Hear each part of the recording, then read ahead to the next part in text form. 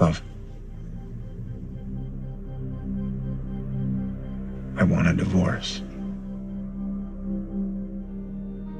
You don't fall out of love, you fall out of admiration, and then you start calling it normal. This video is about that quiet shift, the one where love stops feeling like desire and starts feeling like a to-do list. If you've ever looked at someone and thought, I love you, but I don't look up to you, yeah, this one's gonna hurt, but in a good way. See, here's the deal. Love without admiration turns into obligation. And obligation? That's the beginning of emotional decay. We stay in relationships because they're safe, or loyal, or nice. But if you're not actively drawn to who someone is, not who they used to be, you're not in love. You're in limbo. This isn't a breakup video, it's a wake-up video. We're gonna unpack why admiration is the underrated engine of real, lasting love, and how losing it slowly turns affection into resentment. If you've ever felt guilty for wanting more or stuck with someone because they did nothing wrong, keep watching, because this might be the moment you realize you don't need more love, you need more respect. You don't fall out of love, you fall out of awe. You know that moment when you look at someone you used to worship, and now you're just watching them chew with their mouth open, wondering how this is your life? Yeah, that's not falling out of love, that's falling out of admiration, and it's way more dangerous. Here's the thing nobody tells you. You can still love someone and not like who they are anymore. And your brain? It notices that disconnect way before your mouth is brave enough to say it out loud. We start relationships in awe. You're drawn to their ambition, their confidence, the way they handled that one situation that made you go, damn, okay. But slowly, painfully, that feeling gets replaced with, ugh, why don't they do something with their life? Or why am I always the one fixing things? And now you're stuck between guilt and boredom, scrolling TikTok for therapists who'll tell you you're not the bad guy for being over it. Because here's the paradox. You don't need to fall out of love to feel trapped. You just need to stop seeing them as someone you admire, someone who inspires you. And once that light goes out, the whole relationship starts feeling like emotional meal prep. You still show up, but your heart's not in it. You're just going through the motions with a side of passive-aggressive sighs. Worse, you start resenting them for making you feel like a shitty person, for not being enough, even if they're kind, loyal, supportive, because your soul knows something your brain is scared to admit. Love isn't supposed to feel like charity. And the scary truth? You might not be asking for too much. You might just be with someone who stopped being someone you could look up to. The more someone loves you unconditionally, the easier it is to stop trying. Unconditional love is beautiful, but it can be dangerous. When someone knows you'll stay no matter what, they get comfortable. Not out of bad intent, but because the brain thinks it already won. And if there's no risk of losing you, why keep showing up as their best? This is how admiration dies. Death by emotional autopilot. At first, it's little things. They stop reading. They stop being curious. They stop challenging you. They stop challenging themselves. And suddenly the person you once looked at with stars in your eyes now just feels like a glorified weighted blanket. Software safe, but not stimulating. You admire effort, growth, that spark that says, I'm not done becoming. But when they rely on your love instead of earning your respect, the dynamic shifts. You're climbing, they're cheering from the couch, and over time it feels less like love and more like emotional babysitting.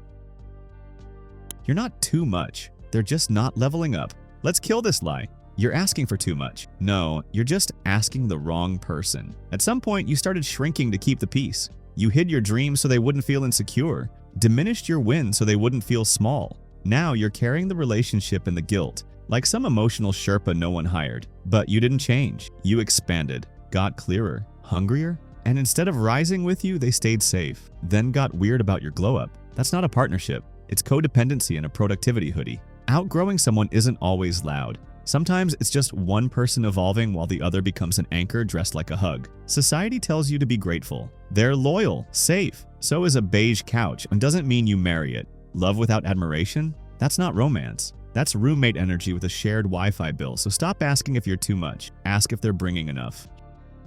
You're not cold. You're grieving a future that never happened. There's a quiet kind of heartbreak no one talks about. Not the dramatic kind, the subtle one. When you look at someone you still love and feel nothing. Not hate, not anger, just blank. Like watching reruns of a show you used to love. Familiar, but it doesn't hit anymore. And then comes the guilt. Because they're a good person. They didn't cheat or betray you. They just stayed the same while you kept evolving. Emotional disconnection doesn't need a villain. Sometimes the only crime is inertia. You're not cold. You're grieving the potential. The life you thought you were building. The growth, the deep talks, the fire. Now faded into routines and quiet distance. Then the self-doubt creeps in. Maybe I'm too picky. But the truth, you're not falling out of love. You're falling out of illusion, doing 80% of the work, calling it love. That ache in your chest, it's your intuition whispering, you're not where you're supposed to be.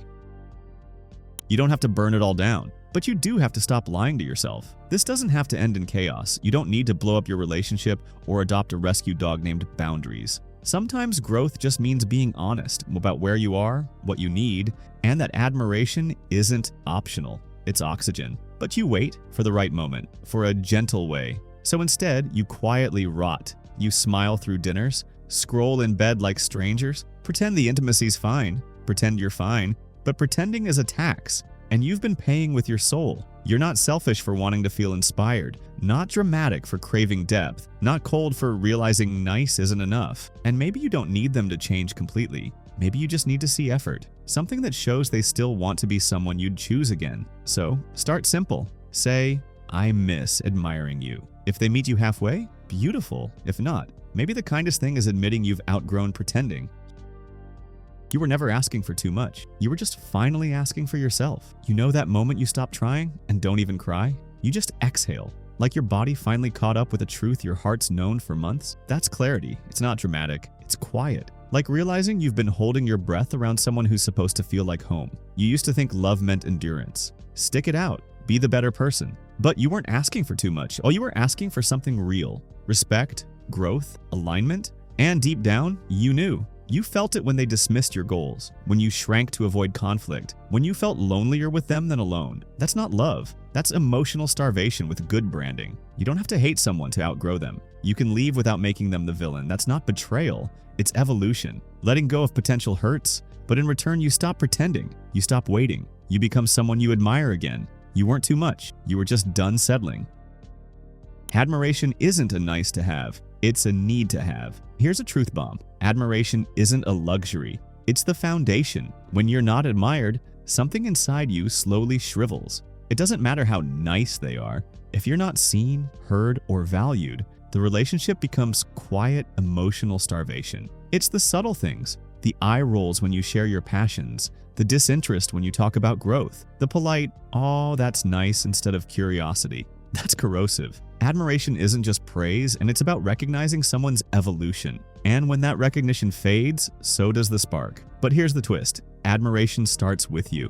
You can't expect others to value you if you're hiding your best self, waiting for approval. You want mutual respect? Build it by showing up for yourself first. Next time you feel unseen, ask, am I seeing me? Admire yourself and watch how others start doing the same. That's where real connection begins. You can't pour from an empty cup, but you can refill it. And that's what you need. I get it. You've been running on fumes for so long you've convinced yourself this is just how it is. Relationships take work, right? Love takes sacrifice. We're all just doing our best, pretending to be okay. So what's a little emotional exhaustion between people who care, right? Except that's the lie. You can't pour from an empty cup. And your cup? It's been empty for a while now. You've been giving, compromising, shrinking, adapting. But where's the refill? Where's the mutual respect, the admiration that fills your emotional gas tank? You can't keep going in a relationship where the love feels like a performance, where the doing your best is just a facade, not a real effort to grow together, where you're the only one showing up with the emotional work, the vulnerability, and the ambition to make this something real. But don't panic. You're not stuck. This doesn't have to be the end of everything. It's the beginning of something much more important, your refill. Because the truth is, no one is going to fill that cup for you. You have to do it yourself, and it's not selfish, it's self-respect. Start by admiring yourself. Start by recognizing how far you've come. Start by asking, what do I need to feel like I matter? And then do it. If it means setting boundaries, so be it. If it means saying no more than you're comfortable with, do it. If it means stepping away from someone who doesn't see you, then that's what you need to do. And I know, it feels terrifying. The idea of walking away from something that feels familiar. The fear of being alone. But here's what no one tells you. Alone doesn't have to mean lonely. Alone means free. And you can be alone and still love. But first, you have to love yourself enough to stop letting your needs go unmet. So, do me a favor. Take 5 minutes today. Look at yourself in the mirror. Admire yourself. Tell yourself everything you've been waiting to hear from others. And then remember, you deserve a love that matches that admiration. When you start filling your own cup, that's when the real love can come in. And when it does, it won't feel like a chore. It will feel like a gift. So, what are you choosing today? So here we are. You've heard the brutal truths. The maybe I'm not just tired, I'm actually exhausted from pretending everything's fine moment. The realization that love isn't about sacrifice at the cost of your own soul. And the uncomfortable yet empowering truth. You're the one who gets to choose what happens next. Here's the thing. You've been running on empty for so long, hoping someone would refill your cup, but the one who has the power to fill it is you. And it's not just about romantic relationships. This is about how you show up for yourself in every aspect of your life, your career, your friendships, your self-worth, the way you treat your body. How much space do you give yourself to grow? How often do you let yourself be admired just for being you?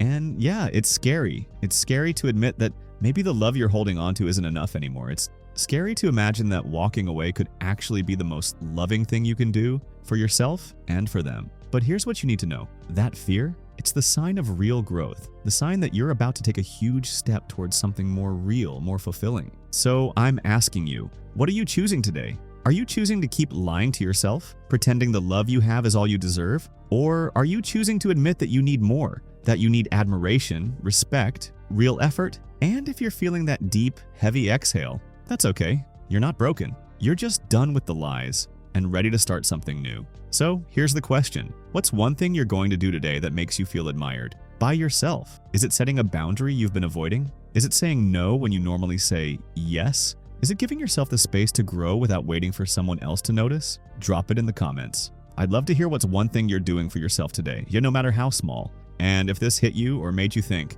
go ahead and hit that like, because you deserve to be seen, and you deserve to start living a life that fills your cup, not drains it.